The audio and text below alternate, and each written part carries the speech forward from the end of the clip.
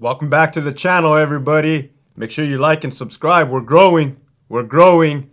Sacramento's still watching. Here's some advice, Sacramento. If you need me, call me up. If you need me to tell you which of your managers are fucking idiots, I'll be more than happy to, right? That's how you're going to flip the system back in your favor, right? Because right now you're losing. You're assed out right now. Keep going down the wrong path. With that being said, this episode is going to be about the different type of correctional officers. All right, mixing it up, right? Talking about inmates on one episode, now the COs. Fair. That's what I said before. So I didn't write shit down, right? I'm going to just ad lib. Nothing scripted. Everything is just going to be flowing. So the different types of COs, right? We'll go in no particular order, right? But the canine, right? The ones that we call a canine. The ones that's always finding dope, always finding cell phones, always knows who's who and what's what, man. Just stays on top of it. That is what we call the canine.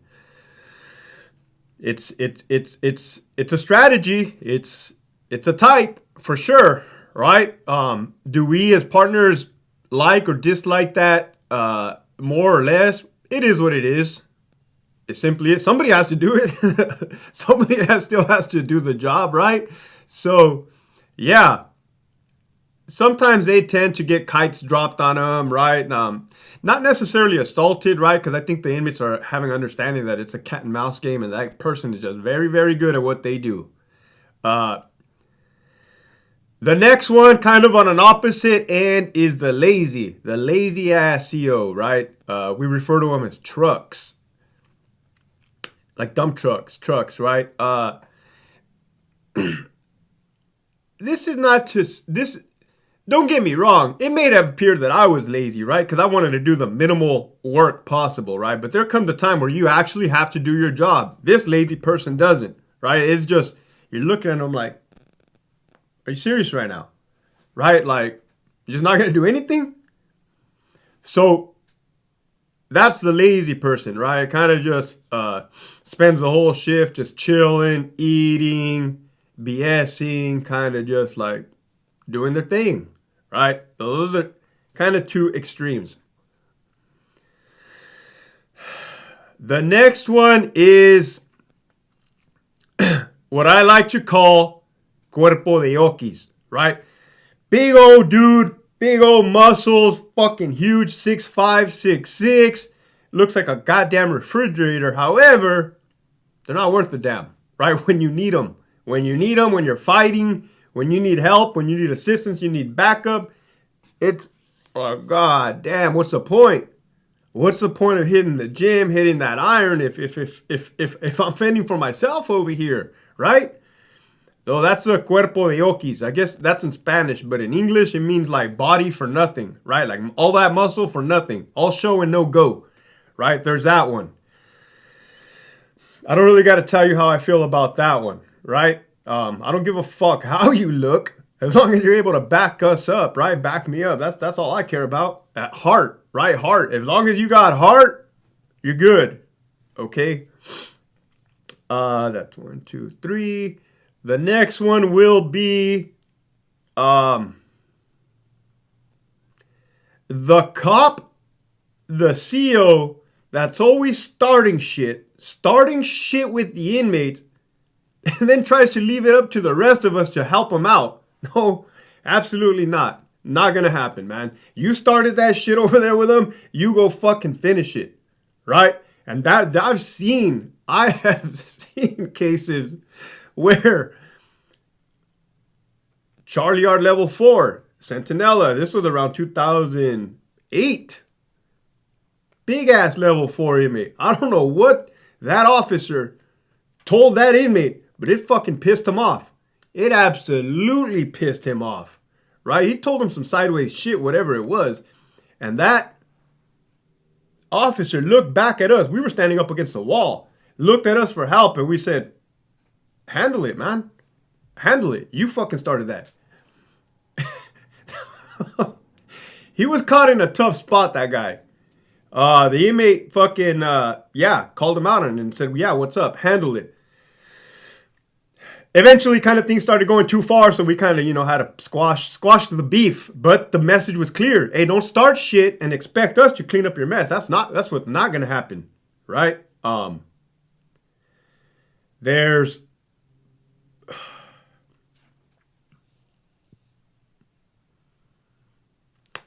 the kind of the gang member CO, right? I never really ran into too much of those, but you kind of look like, man, I don't know. I don't know about those tattoos, man. Like, damn. I mean, I know we have to talk this way kind of around inmates to communicate, but you know a little too much, man.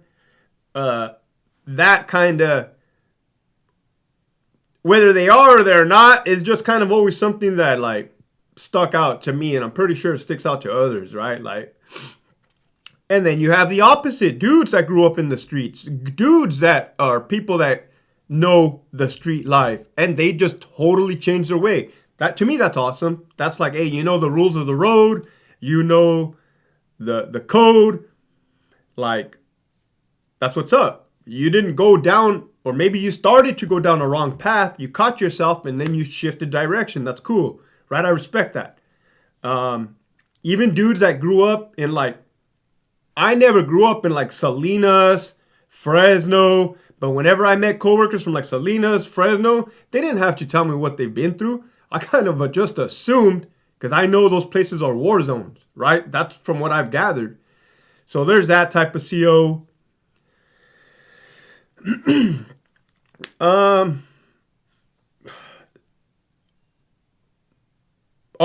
There's scared COs, right? There's like fear driven, right? Where it may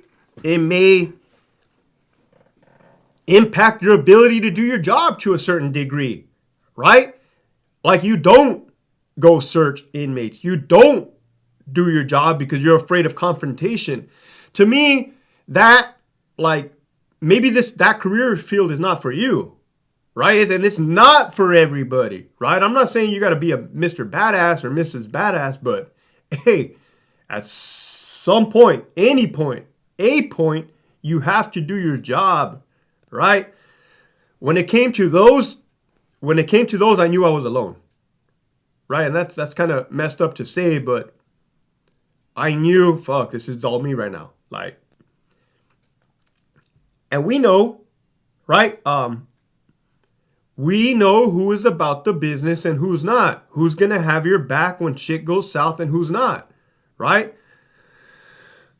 We know this. You could feel it. You've heard stuff. You've seen stuff, and you're like, oh man, like, it's not like you're bummed out that you're working with this person, but it's just like, all right, today's one of those days. Today's one of those days where I'm gonna sip my coffee. I'm gonna chill, right? Like, it varies. Anybody can pick what kind of day they're gonna have. Sometimes you don't get to pick. Sometimes the inmates' actions dictate our actions, right? But that's the scared one, right? It's like, fuck, man. And fear is understandable, right? But the word courage is being afraid and doing it anyways. Getting on that horse and doing it anyways, right?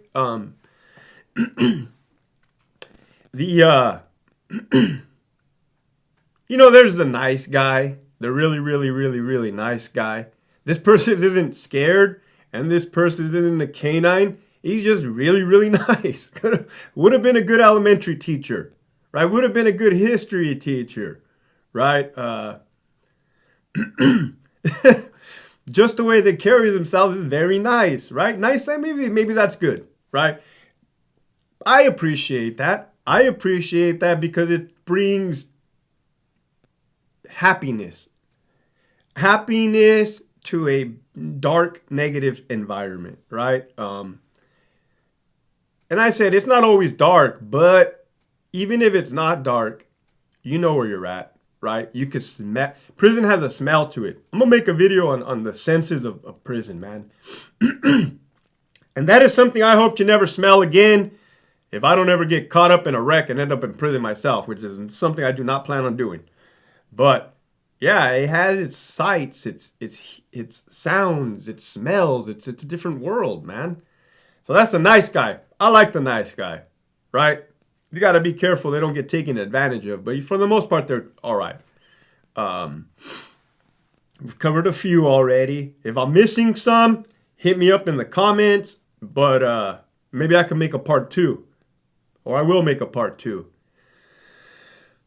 Another one is the dirty cop. I made a whole entire video about dirty cops and where we stand with them, right? I mean, we know they're dirty. We assume they're dirty, but we're not going to jump on the person's back, male or female, and tackle them ourselves. That's just what we're not going to do. There's a process for that. So dirty cop, bringing in contraband, bringing in dope, bringing in cell phones. God forbid they ever bring in weapons, but that's what I'm elaborating on, right? Dirty cop. I've already kind of gone over some extremes, right? And then now let's kind of bring a happy median.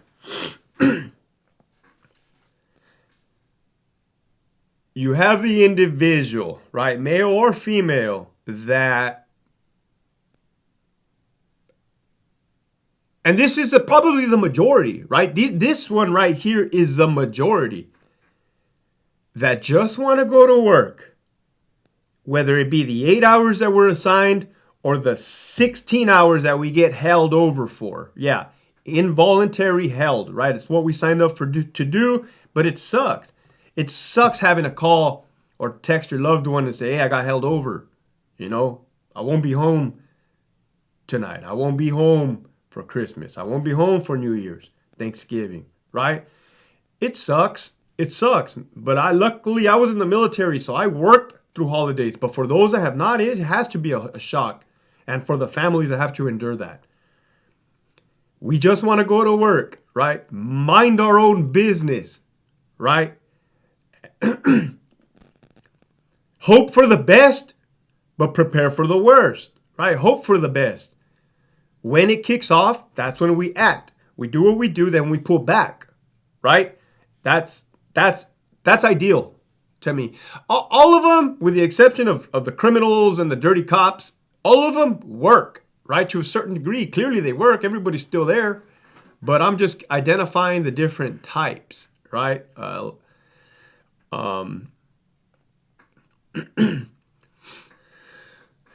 are the people I would consider solid, right? The solid people. The ones that don't go around telling war stories. The ones that you've been in stuff with, right? Neither of you have to speak on the matter. The ones that you just feel their presence, man. And I know I'm thinking of all the people in my head right now that I felt comfortable with. That when I was as an officer, when I was a supervisor, I looked at who's working the list, right? And I'm like, fuck yeah. Like I know things are gonna be cool, right? No matter what cracks off, no matter what kicks off, we're gonna be good, right? We're gonna be good.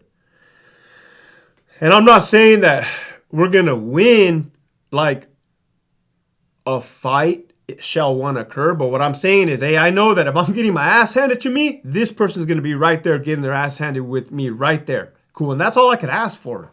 That's all that we could really technically ask for in an environment like that, like, right? Which leads me to another topic. I kind of wrapped it up already with the types of COs. If I missed one, hit me up in the comment. But it leads me to another topic. Well, I fucking forgot already because I have a shitty memory. But I'll think of it. Bad memory, right? Too many roadside bombs in Iraq, TBI.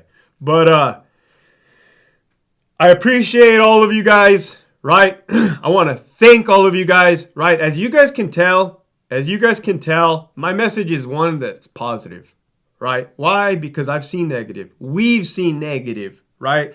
So if you're past that, You're grown. You're in a different stage in your life. Share this message, right? Share this channel.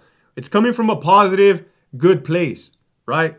And once again, thank you guys all. If you can't help nobody, don't hurt nobody, right? I'm going to leave you guys with little sayings, okay? Little ones that are going to help us out day by day. Start your day with a gratitude list, for that matter, all right? So have a good one, and thank you.